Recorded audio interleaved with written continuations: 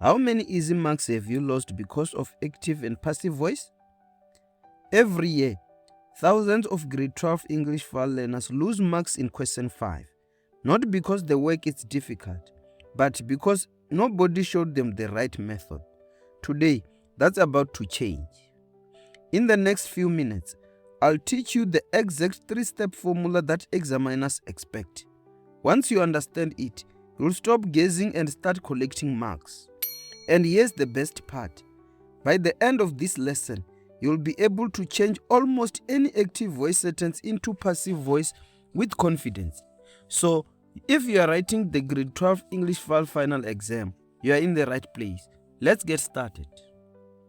Before we learn how, let's understand why this matters.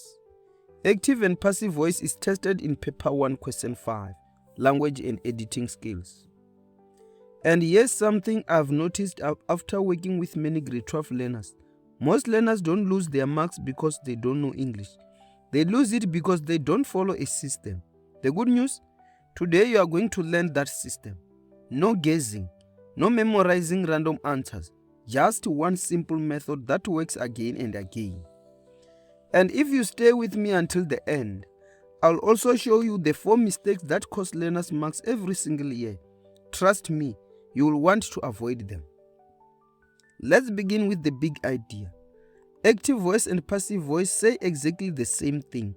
The only difference is what the sentence focuses on. That's it. Nothing more. Look at this sentence. The teacher marked the script. Who is doing the action? The teacher. That means the sentence is in the active voice. Now, watch what happens. The script was marked by the teacher. Has the meaning changed? No. Exactly the same thing happened. The only difference is that the focus has moved from the teacher to the script. That's all there is to active and passive voice. One focuses on the doer. The other focuses on what received the action. If you have understood that, you have already learned the first important idea. Now, let's learn the method. Before you change any sentence, you need to find 3 parts. They are easier than they sound. The subject, who is doing the action? The verb, what action is happening? The object, who or what received the action? Let's practice. The teacher marked the script. Who did the action? The teacher. That is the subject. What is the action? Marked. The verb. What received the action? The script. The object. If you can find subject, verb, and object, you are already halfway to the answer.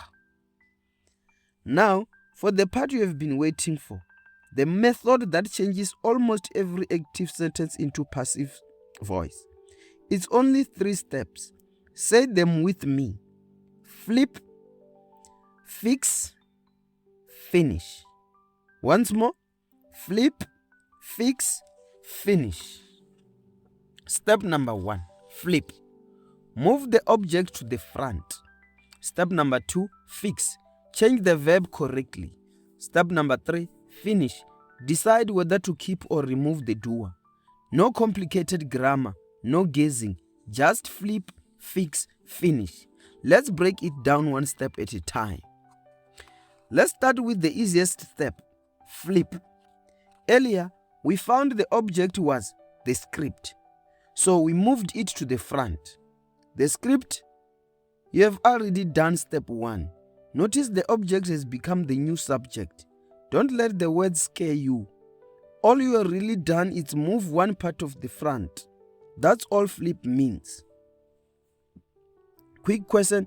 If I gave you the principal praised the learners, what do you move to the front? The learners. Exactly. If you got that right, you are doing brilliantly. Now, let's move to the step where most learners lose marks. This is where most learners make mistakes, but after today, it won't be you. Once you have flipped the sentence, it's time to fix the verb. Every passive voice verb has 2 parts, a helping verb and the past participle, sometimes called verb 3. Don't worry if past participle sounds unfamiliar. You have used these words for years. I am happy, she's ready, they are excited, he was late, we were surprised.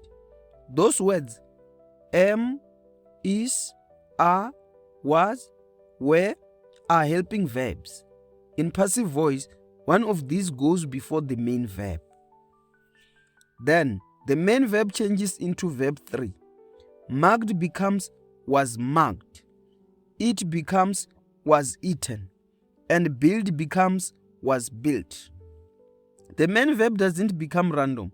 It always changes into verb 3. And you don't choose the helping verb by guessing. You choose it by asking only 2 questions. Let's look at them. Whenever you are choosing the helping verb, ask only 2 questions. Question number 1. What tense is the original sentence? Past, present, or future? That is your first clue. Question 2. Is your new subject one thing or more than one? That's your second clue. Let's use our sentence. The teacher marked the script. What tense is marked? Past tense. Is the script one thing or many? One thing. Past tense, one thing. So the helping verb is was. Marked becomes was marked. Let's try another. Teachers mark the scripts. That is present tense. Many scripts. So the helping verb becomes are marked. Can you see the pattern? The main verb stays in verb 3. Only the helping verb changes. That is the secret. Here's a table that summarizes everything. Take a screenshot. Save it on your phone and come back to it while preparing for the final examinations. I promise your future self will thank you. We have reached the final step. Say it with me. Flip, fix, finish. What does finish mean? It means deciding what to do with the doer, the person or thing performing the action. Sometimes you keep the doer, sometimes you leave it out. How do you know? Ask one simple question. Does the reader need to know who did the action? If the answer is yes, keep it. For example, the learners were addressed by the principal. Who addressed the learners? The principal. That's important information. So we keep by the principal. Now, look at this. The results will be announced tomorrow. Who will announce them? We don't know. And honestly, it doesn't matter. So we leave the doer out. Here's a quick exam tip. When the doer is obvious, unknown, or unimportant, you can usually leave it out. And that's exactly what examiners expect to see. Congratulations, you have now learned the entire method. Flip, fix, finish. Let's use it in a real exam question. Let's answer this exactly the way you'd answer it in the final examination.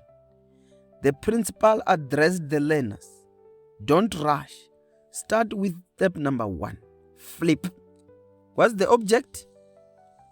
The learners. Move it to the front. The learners. Step number 2. Fix. What tense? Past. Is the learners one or more than one? More than one. So, which helping verb? Were. Now, change the verb. Addressed becomes were addressed. Now, the final step. Finish. Does the doer matter? Yes. So we add by the principal. Let's read the complete answer. The learners were addressed by the principal. Instead of trying to remember the answer, you followed the process. That is exactly what top performing learners do. Let's try another one. And this time, I'll let you do more of the thinking. They will announce the results tomorrow. Pause this video right now and change it into the passive voice before I do. Ready? Let's check. Step number 1, flip. Move the results to the front. Step number 2, fix. What tense? That is future tense. So we use will be. The verb becomes will be announced. Step number 3, finish. Who are they? Do we need to know? No. So we remove the doer completely. Our final answer? The results will be announced tomorrow. Exactly the kind of answer examiners look for. Can you feel the pattern? Every question follows the same 3 steps. Flip, fix, finish. Before we finish, let me show you the 4 mistakes that cost learners easy marks every year. If you avoid these, you are already ahead of many learners. Mistake number 1, using the wrong verb form. For example, the cake was 8. That is incorrect.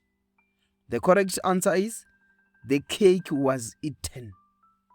Always use verb 3, not verb 1, not verb 2, verb 3.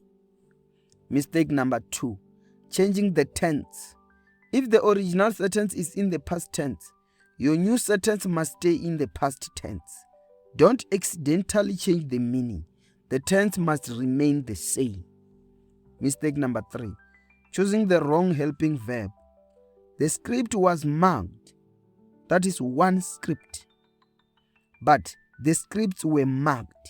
More than one way. One small word, one whole mark. Always check whether your new subject is singular or plural. Mistake number 4, using the wrong pronoun after by. We say by him, by her, by them. Never by he, by she, or by they. Those are common exam mistakes. Here's something worth remembering. Many learners already know the grammar. They lose marks because they rush. Don't rush. Use the system. Flip, fix, finish every single time. Now it's your turn. Remember, learning doesn't happen by watching. It happens by doing. I'm going to give you 3 exam style questions. Don't just think about the answers. Write them down. That's exactly what you'll do in the final exam. Ready? Question number 1. Teachers mark the scripts. Change it into the passive voice.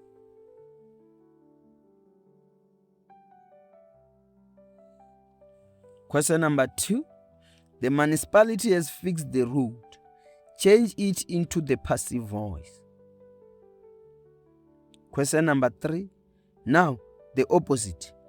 The trophy was won by our school. Change it into the active voice. Finished?